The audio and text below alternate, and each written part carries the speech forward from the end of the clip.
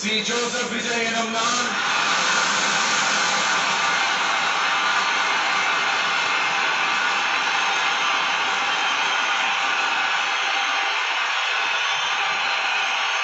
சட்டப்படி அமைக்கப்பட்ட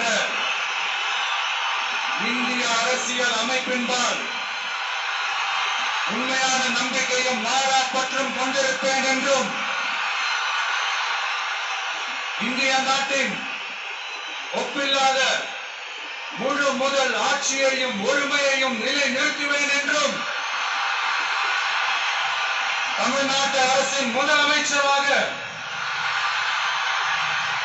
உண்மையாகவும் முழச்சான்றின்படியும் என் கடமைகளை நிறைவேற்றுவேன் என்றும் அரசியல் அமைப்பிற்கும் சட்டத்திற்கும் இணங்க அச்சமும் ஒருதலை சார்பும் இன்றி